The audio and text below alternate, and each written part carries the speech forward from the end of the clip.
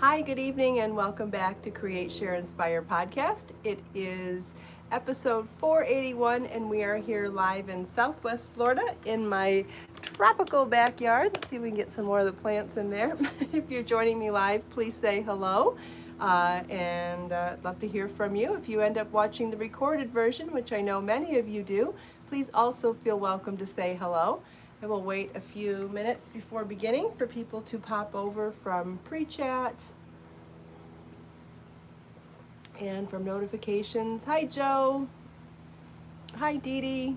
Hi, Val. Hi, Carol.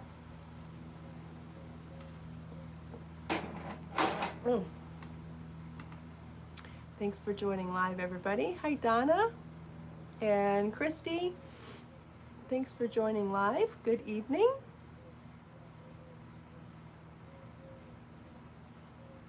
Hi, Lisa.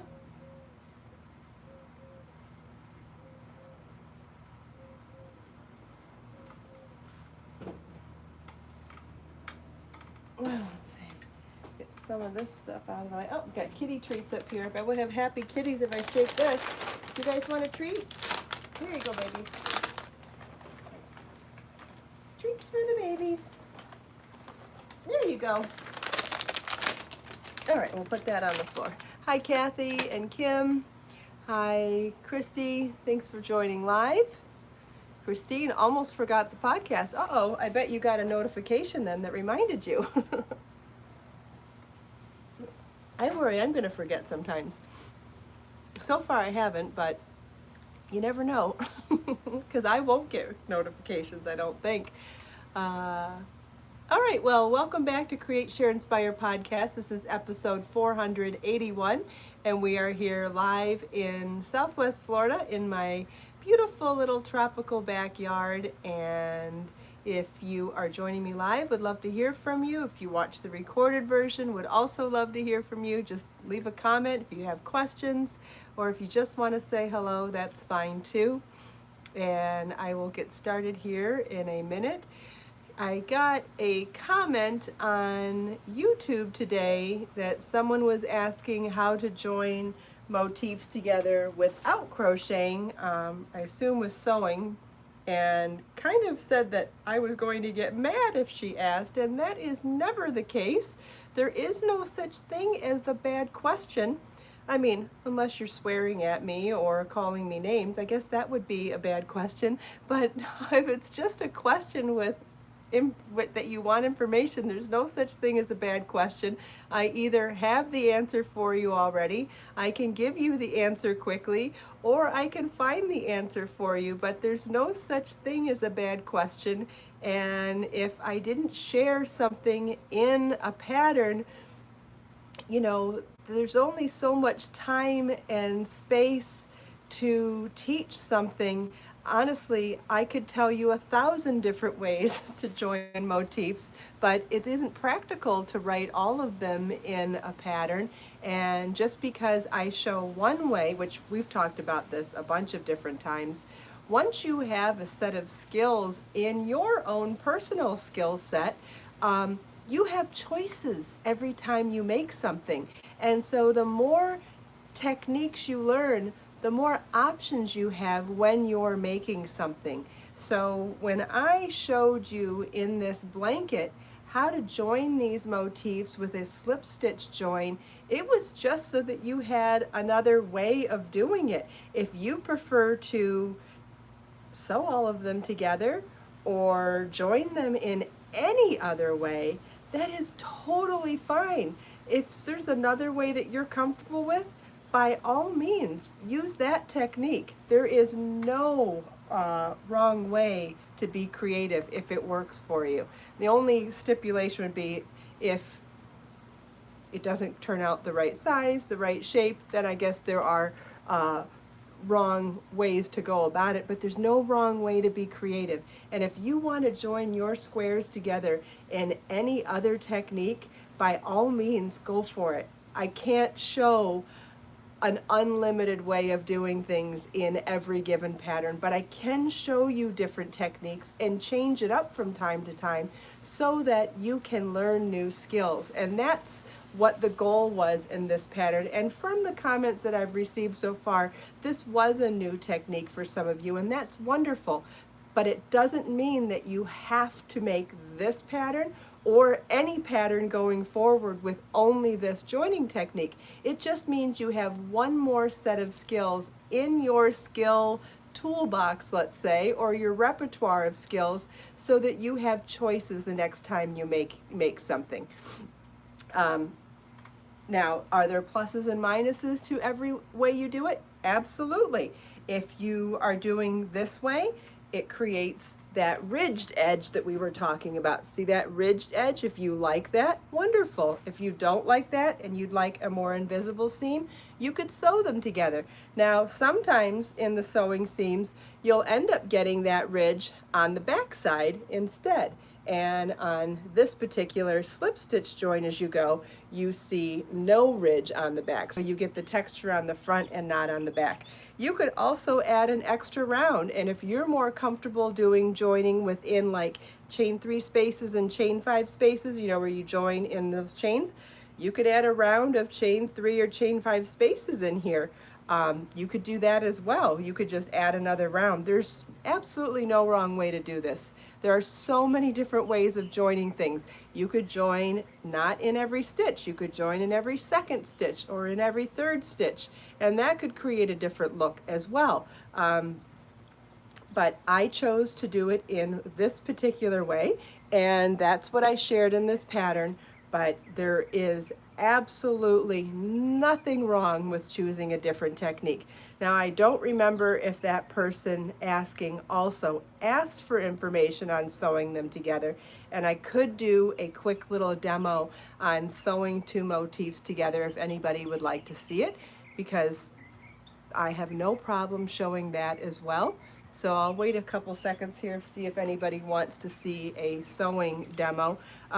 One of the pros to doing sewing at the end would be that it becomes a completely portable project, right? So if you're making all of the squares completely individually and not sewing a thing together until the end, you can keep a very small project bag with you no matter how many motifs you're making. You could bring a very tiny ball of yarn and have a very tiny pile of motifs if you're doing completely not join as you go. However, then you have to be good at sewing, and which is fine. It's a skill that you can learn just like anything else. Okay, I do see some yeses for the sewing tutorial, and that's fine. I'd be happy to show it because I like to sew things together too. I actually love to sew. I love sewing on a sewing machine, and I love hand sewing. So I have no issue with sewing over join as you go crochet, and I do find that there's a time and a place for every technique. There are some days that I'm just in the mood for doing one over the other, or there's a specific look that I'm going for, or you know, there's all sorts of reasons. So anyway, this one was with a slip stitch join in every single stitch to create this nice solid edge for a join as you go technique. And now I'll show you with some yarn and a needle and thread how I would join a couple of motifs together if I wanted to sew them. And there's a couple different ways you can do this together also. In fact, and you could also just slip stitch both of them together. So that's another way. I showed you in this pattern how to do a slip stitch join as you go, but there is another method that is slip stitch joining where you take a separate ball of yarn. I have to turn this down. Yep, same as for knitting. You can join your yarn, you can join your pieces with knitting, which I've done in several of my books, or you would sew your pieces together. All right, let's see if we can back that up a little bit. Okay, so we've got 2 pieces here. First, I'm going to show you how you would slip stitch these 2 together, because that's a really super duper easy way to do this as well. Okay, I won't be able to answer questions when the screen's down because I can't see it. But if your question's important and I don't get to it, please feel welcome to leave it in the recorded podcast comments. All right, so if we're joining two pieces together that are completely done, not join as you go, you could line up 2 stitches. So I'll just line up the 2 corners and insert your crochet hook into both thicknesses and pull up a loop and pull through, so slip stitch into that first stitch to join, and then we would go to the next stitch, which happens to be a chain space on both, and we'll slip stitch through both of those. Then we go to the very next stitch on each piece and slip stitch into both of those. Go into the very next stitch on each piece and slip stitch into them. Very next piece. Now, if your slip stitches feel like they're too tight on this type of method, another thing that I've done before is a chain 1 in between each slip stitch. So we would slip stitch together and insert into both pieces, slip stitch and chain 1, insert our hook into the next stitch in both pieces, slip stitch together, chain 1. I find that this works really nice on body seams, doing the side of a garment, whereas doing the solid slip stitch works better on a shoulder seam. So a shoulder seam, I'm not really interested. I don't really care how tight that one is, but on a side seam, I don't want any puckering, and I want to make sure that it lays completely flat. So I will alternate the slip stitches with a chain 1, and it gives a stretchier border, or stretchier seam. You can see it's a little bit tighter up there and a little looser there. So we'll fasten this off.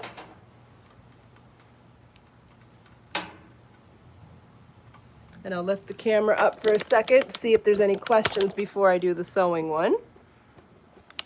Wow, this is tight. Maybe that's why it's not going so smoothly. Try that. Yeah, maybe that's a little bit better. Okay, so if anybody has any questions about that before I continue. So here's what it looks on the right side of the fabric, and that's what it looks like on the wrong side of the fabric. So this is just slip stitch each stitch, and this is slip stitch chain 1 each stitch, and that's the wrong side and right side.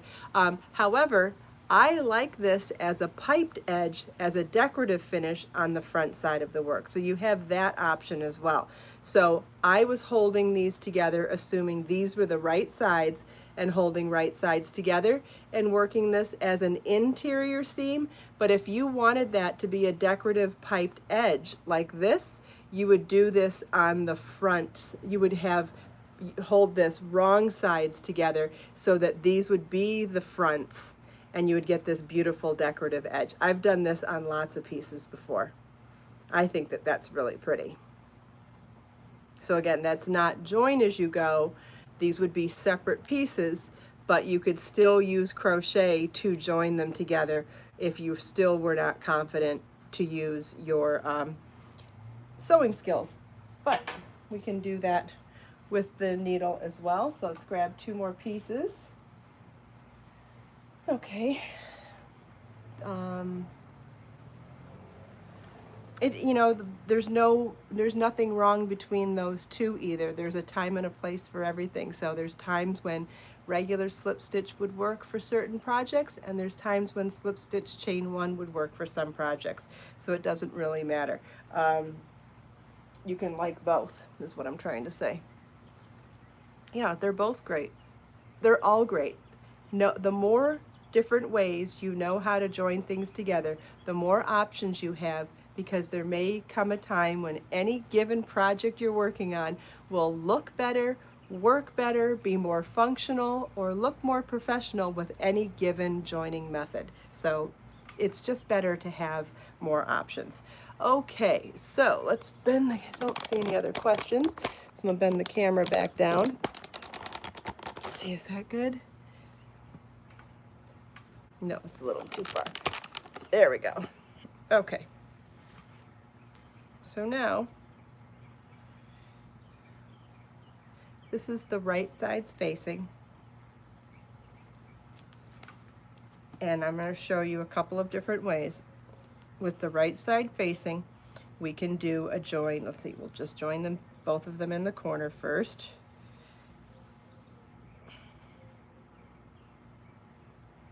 Okay.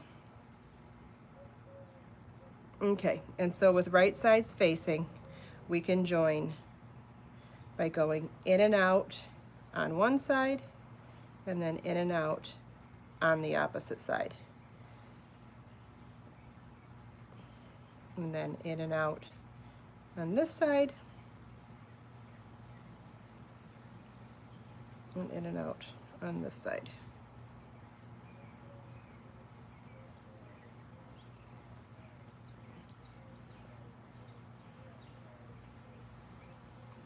No, I didn't want to do that just yet. Okay, so we'll go in and out on both sides, and you'll see we're creating a horizontal bar as we're doing this, but once we tighten this up, that will become invisible. So it's really cool to show you as an example with a different colored yarn, because you'll get to see how beautifully this works once you cinch everything up. And notice that I'm not knotting this at all. I'm just working one stitch at a time and not looping it in the loop, you know, securing it with a knot. I'm just going straight because I want to be able to cinch all of this at the end.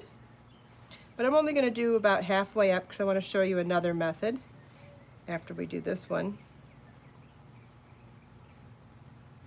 Okay, so remember this one is right side facing. Okay, and so now what we're going to do is pull. And notice how when I pull all of those together,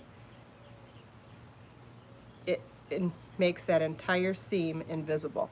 So now I want to secure this so I can show you what it looks like on both sides.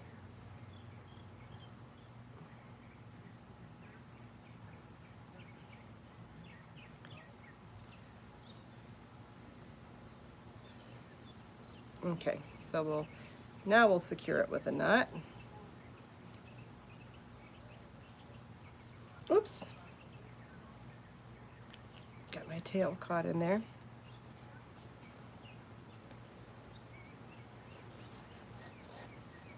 Oh, for goodness sake. I got the whole thing messed up now. All right, I'm gonna have to cut the whole thing out. Well, you still get the point of what we were doing though. Yeah, just forget what I did there. But you still get the point of how beautiful that seam turned out. Look at how beautiful and invisible that seam is.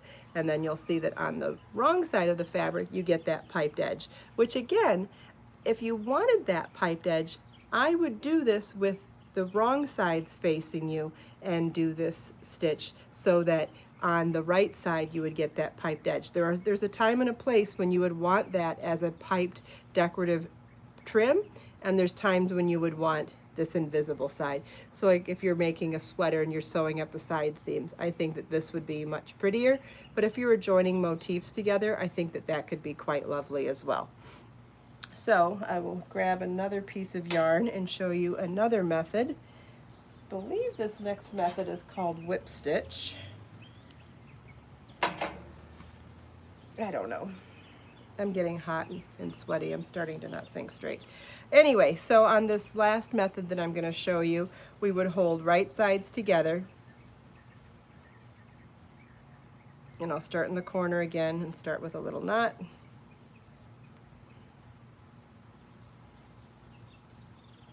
Actually, no, this one's different. We've held everything together with the right sides facing. So this is a little different. These are both the wrong sides showing. And we can pick up in both fabrics and make a stitch in each one.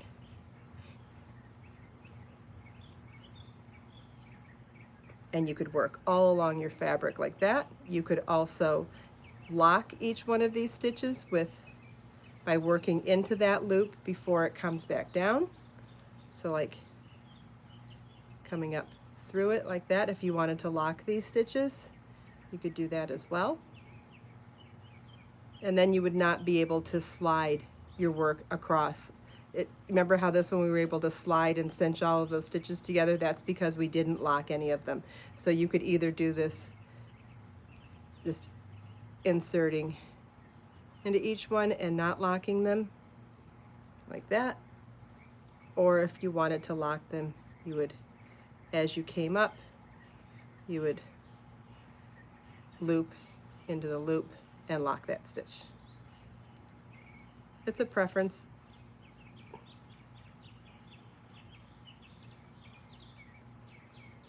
Okay, and so that's what the two different ones look like from that side. And then from the front, they're both relatively invisible on the front side of the work. You can see it a little bit because we're using a contrast yarn, but if I was using the same yarn, you can see that you would barely notice that.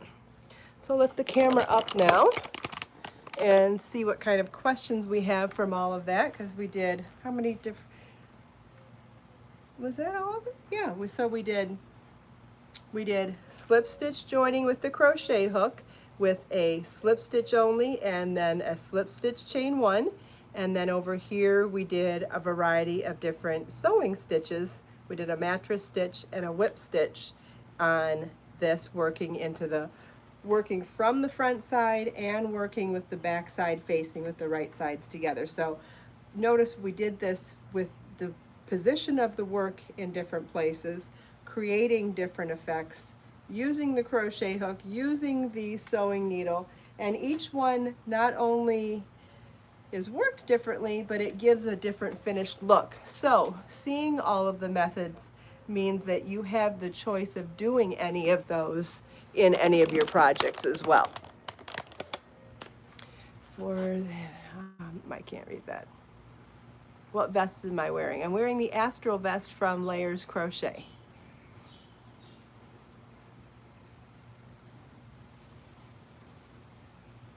And this one's done in Be So Sporty yarn. This is colorway Ice Silver Fox. The body's done in one piece, and then the flower petal collar is worked onto the body of the vest afterwards. It's available in Layers Crochet book, which is available as a paperback book and as an ebook, and it is also, the Astral vest is also available as an individual pattern that you can download. I'll back up so you can see the whole thing. It's really great for adding a shawl pin right here, or you could add a belt to it. You could also add a button. You wouldn't even need to add a buttonhole. If you found a button that would fit through one of these flower petals, you could probably even just put buttons on there and not worry about buttonholes.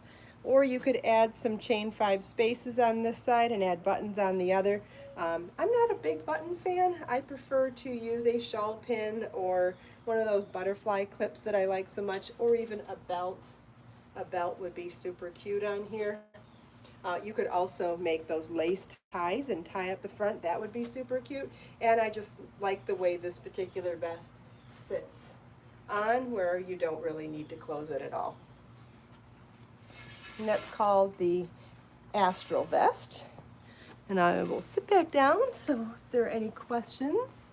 Joe loves the length. I love the length too. Thank you.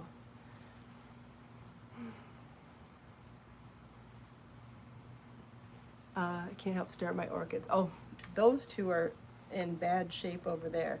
My beautiful orchid is this one here. Hopefully you can see how many beautiful buds I have on this one right now. Isn't that gorgeous? That's the star orchid right now. The rest of them are all in their dormant stage, unfortunately. But lots of beautiful, that one's so beautiful. The rest of my plants have no flowers right now, so the bougainvillea are all flowerless. The plumeria is all flowerless, but I have to say, when I moved in here December 1st, the bougainvillea were in bloom, so I'm hoping that we'll have flowers there again soon, and I'm guessing the plumeria is done for the year. Oh, someone's commenting on my vase too. This one here, I know everybody wants to see this as a pattern. We'll do something like that soon, I promise. It's wet in Houston, bummer. Yep, the plumeria will be back next year, and the leaves are starting to fall now too. And when I did move here December 1st, that plumeria tree was just bark. So I have a feeling we don't have much time left with the leaves even. So I'm just trying to enjoy the greenery. Not complaining about no more flowers. I'm just going to be happy that I have greenery for now. Thanks for the comments on the vase. I appreciate it. Thank you. Yeah, well, what'll be fun is to show this as a pattern, because what's going to be interesting about showing it as a pattern is I'm not going to be showing you how to do this one specifically, because how are you going to find the exact same vase? So we're going to talk about the formula that you use to cover any vase, so that whatever size vase you find at your stores or maybe in your own possessions now in your house, I can show you how to do this on any size vase. So it's going to be kind of liberating, because you don't have to have the same size. There's no pressure in finding the same vase. You can find whatever works for you. Yeah, it'll be fun. No, it won't be tomorrow morning. I don't have another vase to do that with right now, but it'll be soon. We'll come up with something soon. Triangle motif. How do you sew it together with another triangle? It's, I think you're overthinking it, to be honest with you. A triangle you would sew same as you would a hexagon or anything else on the straight lines. So this one's kind of joined to the other one right now, but even if we wanted to join this triangle to this hexagon, we'd be joining it on the side. See? So, and if you're joining multiple triangles, it depends on what kind of fabric you're using and what kind of triangle shapes you're using. Then we're getting into a little more of the geometry, because triangles don't, depending on how you made your triangle, they may not line up perfectly to make a rectangle fabric. So I'm not sure where you're going with that question, but if you're just trying to join a triangle to the side of another piece, so like let's say the triangle is shaping within square motifs, you just join along one-sided join or two-sided join. That's it. It's still just a one-sided join or a two-sided join. Really simple to do. There is no special joining for that. But if you're talking about shaping, that's a whole different subject, because depending on how uniform your sides are on the triangle, you may or may not be able to make a hexagon shape or something else. So like this hexagon, if I was to do unilateral triangles, meaning all three sides are perfectly the same size, I could line 6 triangles up at the point here and do one-sided join and create a hexagon out of them. But that usually only works, I know this is getting real technical, that usually only works with a triangle that's been worked from the inside out as a 3-side, so that all 3 sides are the same. When you do a top-down triangle like this is not a unilateral triangle. That top edge is way wider than these 2 edges, so these would not line up to make a hexagon. They have to be a unilateral triangle. So your question involves a lot of different things. Deborah loves the colorway pumpkin spice and be so fine. That's wonderful. I'm so glad. This is another top-down triangle. This is from the Ellen PDF. These pieces that I was showing were from the double crochet PDF tutorial that is available as a download. And this is one of the pieces from the Ellen.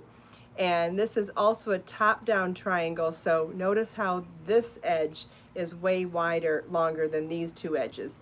So it wouldn't work for if you were joining them as triangle motifs to other triangles, except there's always an exception to everything. One thing that I've done with these before, specifically in the dragonfly shawl from Crochet So Fine, and a couple other shawls in some other magazines, is if you take this top-down triangle shawl, this started here and we went down in rows like that, and then you turn it on its side like this, so that this was the top down, right? We went that way, and that's our last line. If you did 2 of these and turned them on their side like this and did a second one right here, you'd have a rather large shawl where you could put a beautiful gusset down the center. And for example, those of you that remember the dragonfly shawl so pretty. In Crochet So Fine book, that's how I did this one. It's 2 triangles turned upside down with a gusset down the center, which is really cool. And so if you even just wanted to join these 2 triangles, it would be a one-sided join right here. So whatever method you chose to use to do a one-sided join, you would take these 2 triangles, if I had the second one here, and you would just join them right down the center in any of the joining methods that you like to use. Does anybody have any other questions?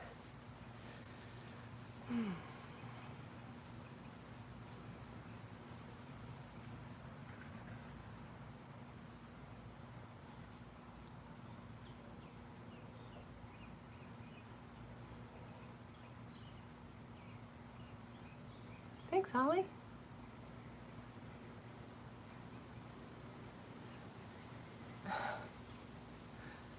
I love loopy crochet. Thank you very much. Thank you. I don't see any other questions. Kim knows that technique. That's great. All right, so I don't see any other questions. So if anybody would like to pick a number between 1 and 5, we will randomly pick a quote. We will randomly pick a quote and discuss an inspirational quote. Sandra says 5. Oh, 5 was right on top. I was looking in the bottom for it. It was right on top.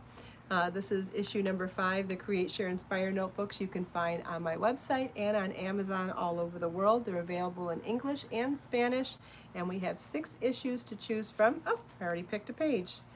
Oh, this is nice. This is from Emily Dickinson. If I can stop one heart from breaking, I shall not live in vain. Gosh, that is so good. Can you imagine if we all felt that way? If every single person thought of this and did one kind thing every day. Can you imagine if that's the way the world worked? That's awesome. Oh, Becker is giving you a sneak peek of a new pattern coming soon. There's a new pattern drying on that. There's a new pattern drying on that stool over there, and I think he thinks it's cool and refreshing to lay on wet yarn out here in the heat. We've had a heat index of over 100 today, and I have a feeling that that's been keeping him cool. What a naughty kitty. Anyway, I'll have to wash it again. I know, naughty Becker. Okay, so let's go back to the quote. But he is at least he's hiding it so that the sneak peek isn't being given away. So that's fine. Yeah, looks like another wash. Absolutely, Joe. Okay, so Emily Dickinson, and what I was saying about the quote is that it's a great reminder for each and every one of us every single day, and it's never too late.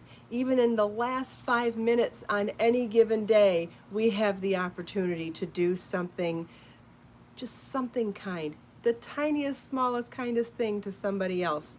And so I'm so glad that I heard this at the end of the day, because no matter what kind of day I've had, I can make it special even for a minute for somebody else still. So thank you, Emily Dickinson. If I can stop one heart from breaking, I shall not live in vain. So great. And I know that could go deep or it could go light, and I took it a little on the light side, but you could definitely really be inspired by that quote in both a deep and a light way. Thank you all so much for taking time out of your busy schedule to spend a few minutes here with me. I hope you enjoyed the demo, the Q&A, chatting with me and everyone else. Let us make time to create, share, and inspire today and every day. I will see you all tomorrow morning. Bye-bye.